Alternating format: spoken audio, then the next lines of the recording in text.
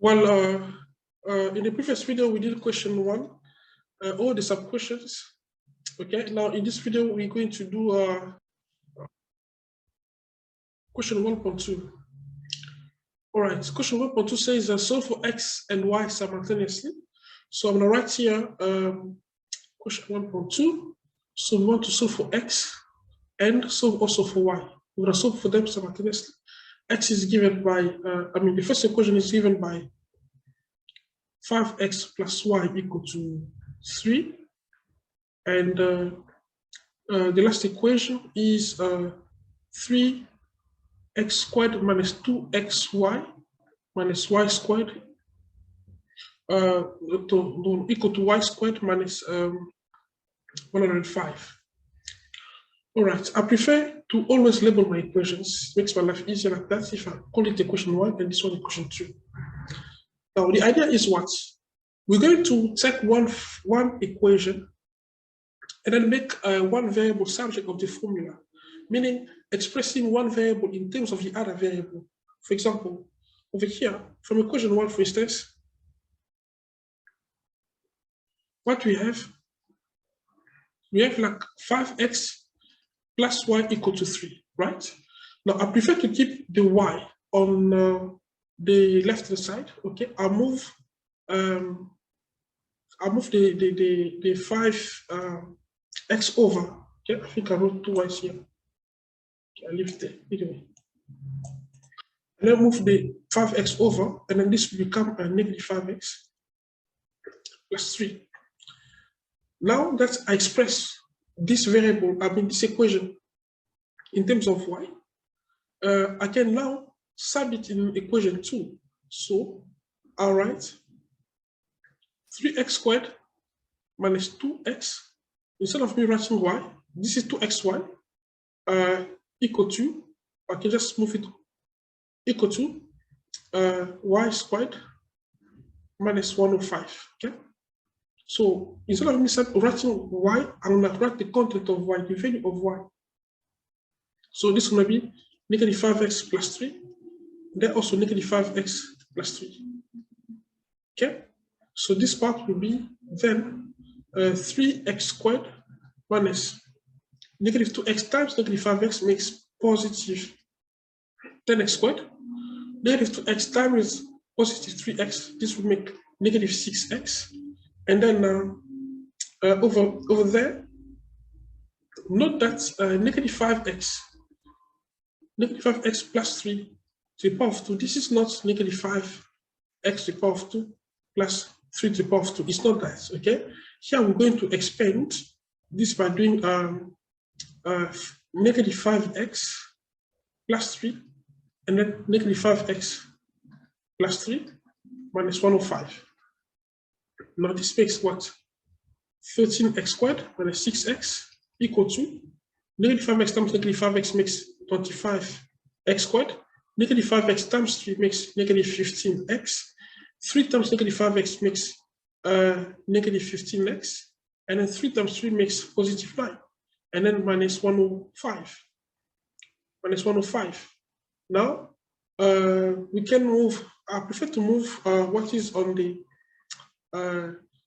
left into the right. So this will be 25x squared minus 15x minus 15x plus 9 minus 105.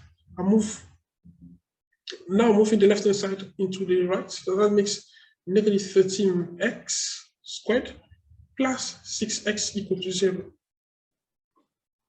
Okay, because when we move that, here we got 0. Now, let's combine like terms. So we have like 25x squared here and negative 13x squared. These two will make 12x squared. And then we have like negative 15, and then positive 6. These together will make negative 24x, And then 9 minus 105, this will make positive 96 equal to 0. Okay. All right. Now let's see. We need to combine like terms. we have a quadratic equation, but we still have more to do. We can simplify. It is better to simplify at the moment, as long as we work each step, because we don't want to start with huge numbers. Okay, in the calculations, mistakes are easily committed. So now over here, because we have like 12, we have like 12x squared minus 24x plus 96. We notice that each term here is a multiple of 12. So what I can do, I will divide here by 12, divide by 12, divide by 12 also. And then we have left with x squared minus 2x. 96 divided by 12 is 8. Plus 8 is equal to 0. Then we can factorize, okay? Because the coefficient of x squared is just 1, we can just open brackets here, write x close brackets, open brackets here, write x close brackets. And now we're going to write 8, and then list the factors of 8, all of them. They are like 1 and 8, 2 and 4, and that's all. Now we need one couple in the list of the factors of 8 that will make a sum equal to -2. Okay, I took the -8 come from here. It's this one. So I need a sum to see which couple will make a sum equal to -2. Definitely 1 and 8 will never make a sum equal to -2. But 2 and 4 will, if we do +2 and -4. See, +2 minus 4 will make -2. That's -2. And of course, +2 times -4 makes over here, I think, oh yes, that was a negative 96. So -96, so -8 here. Yes, -8 here. So 2 times -4 makes -8. Therefore, I'll place in the bracket here +2 and -4. This is equal to 0. Now, we're going to work out, this means that x plus 2 equal to 0, or x minus 4 equal to 0. This means then that x is equal to -2, or x is equal to +4. Now we're done. No, we're not done yet, because we remember we solved the equation simultaneously, meaning we solve the values of x and the values also of y. Now that we know x is equal to -2, remember earlier we can sum it in equation 1 or equation 2. But it's going to be easier if we sum it in this new equation 1, because over here we already express y in terms of x. So I prefer to sum it here. I'm not saying if you sum there and there, you're going to get the wrong answer, but I say it's going to be much quicker if you sum it over here. Okay? So then you can write y equal to -5x, -5x plus 3.